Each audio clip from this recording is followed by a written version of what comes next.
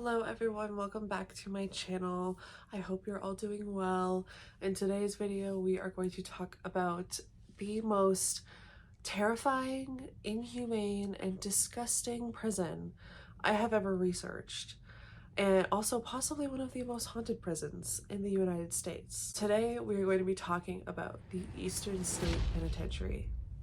So my original plan for this video was to talk about 3 different prisons, but I just got sucked into a rabbit hole of researching Eastern State Penitentiary that I just wanted to make this whole video about this one prison. And if you guys like this video and want more videos about these disgusting, horrific prisons, definitely let me know. I can also go more in depth if you guys want me to. So today we're going to be talking about Eastern State Penitentiary because, oh my god, like, this place is disgusting. So let's talk about it. Eastern State Penitentiary is almost 200 years old. It opened in 1829 and closed its doors in 1971. Eastern State Penitentiary was the first ever penitentiary, and they started something called the Pennsylvania system, where they had this idea of creating a humane, quote-unquote humane, prison where they thought that labor, discipline, and complete solitude would make the inmates penitent, which is where the word penitentiary comes from. The prison workers, though, took the tactic of solitude to a complete extreme. The system was set up so that inmates and guards would hardly interact with each other. They also, like most prisons, had their own version of complete solitude called the hole. It was this dank, dark, wet underground cell that had no windows, and they had very little food, absolutely completely no contact with anyone else, no exercise, no toilet, nothing. In this prison, they were also not prohibited letters, visits from family, or even seeing the newspapers. They were not allowed to see anything outside of the walls of the prison. Each prisoner had their own cell with no windows, a completely solid door except for this little slot where their food would be brought into them or where the guards would talk to them. They were prohibited from talking to one another or even looking at one another. They had private outdoor rooms built, basically cells outside with walls and no windows, so that the inmates could get physical exercise and fresh air without interacting with one another or without seeing one another. And whenever they were being taken out of their cells, they had a hood or a bag put over their heads so that they couldn't see anyone else or get a layout of the prison. This prison was run by completely corrupt leaders and just disgusting human beings. They completely tortured and abused their inmates, which is ironic because the whole system of the prison was set so that the guards and the prisoners would hardly interact. Prisoners were dunked into freezing cold baths and then basically just hung up on the wall until icicles formed on their skin. There was something called the mad chair where they would be strapped down, and it had straps for their arms and legs, but these straps would be held so tightly that there would actually be amputations caused and lack of circulation from how tightly they tied the restraints. There was also something called the iron gag, which is exactly what it sounds like. It was an iron gag that was put in their mouth and then attached to their arms, and their arms were put up behind their heads, and any movement of their arms would cause the gag to get tighter and tighter. So it would try to it was restricting their movement and their flow of air. And there's actually one reported death of the iron gag. The Eastern State Penitentiary also has some very memorable and famous prisoners stay there, one of them being Al Capone, also known as Scarface, the famous mafia boss. He spent about 8 months in the prison between the years of 1929 and 1931 for a concealed deadly weapon charge. What sets Al Capone apart from everyone else was his cell was the only one that was actually furnished nicely. He had a desk, he had a dresser with a really nice lamp, he had a radio, and a really nicely upholstered chair in the corner.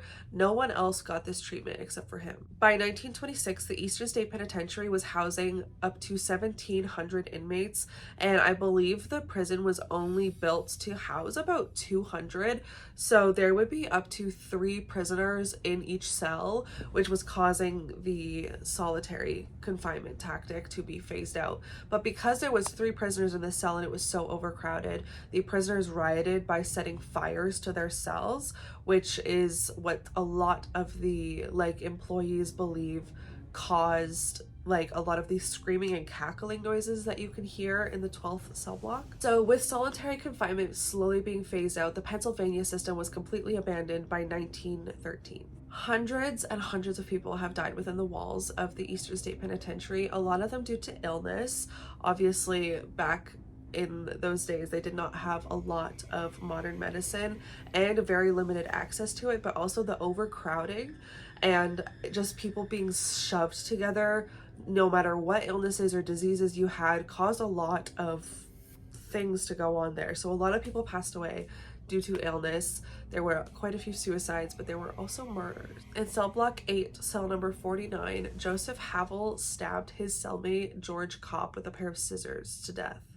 Employees have stated that on the 3rd floor of cell block 12, they will see doors opening and closing on their own when no one is there. Like they'll close the door or open it, and then when they come back, it's been closed or open. It's been moved from the position that they left it in. And these are big, heavy doors. Like they aren't just like easy to move. Cell block 15 was known as the maximum security cell block, and this is where you can see apparitions running up and down the hallway. There are shadowy figures and voices you can hear darting along the walls of cell block 6. There are also visions of apparitions and ghostly faces in cell block number 4, as well as many people have reported seeing the apparition of a prison guard in one of the watchtowers on the yard, which I believe there is a story of a prison guard being murdered at this prison, but I couldn't find it. Hundreds of paranormal investigators have gone to Easton State Penitentiary in search of answers, and most of them have left with similar stories, which proves that there has to be something there.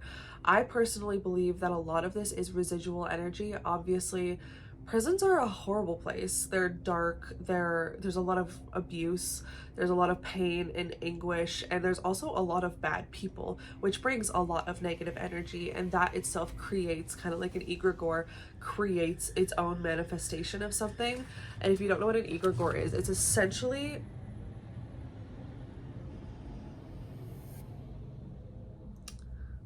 the snowplow just drove by. It's an egregore is essentially when enough people believe in something, it gives it energy and it creates its own being, like manifests as something. So that's what a lot of people believe about like the Mothman and other cryptids like that. But a lot of residual energy can cause hauntings, and I personally believe a lot of hauntings are caused from residual energy. So if there was a trauma that happened in that area, or just a lot of negative energy like just compounded into one space, that can cause a lot of residual energy. Especially these prisoners are probably just like stuck on this loop of their day-to-day life, and a lot of them probably are trapped there because it was all that they knew in the last place that they were, especially because this was a really large prison, or a really hardcore prison.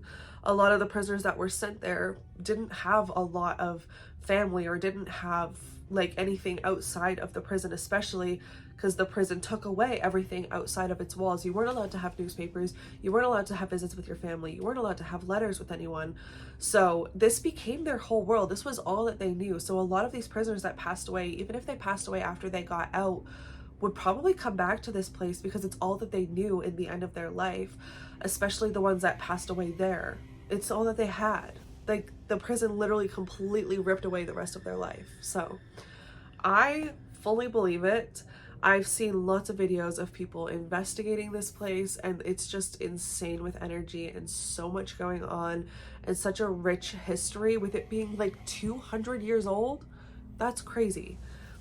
Anyways, I hope you enjoyed this video. This feels like a kind of abrupt way to end this video, but if you would like more videos about haunted prisons or, you know, haunted places, definitely let me know. If you have any ideas, leave them in the comments.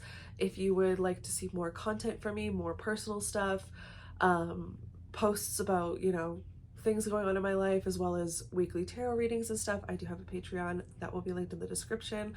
I post lots of stuff on there, and things will be changing on Patreon soon. I am kind of shifting. January was my first month of having it, and It was so much fun, but things are going to be shifting and I'm going to be changing things up a little bit and adding some fun stuff. So if you would like to check that out, the link is in the description.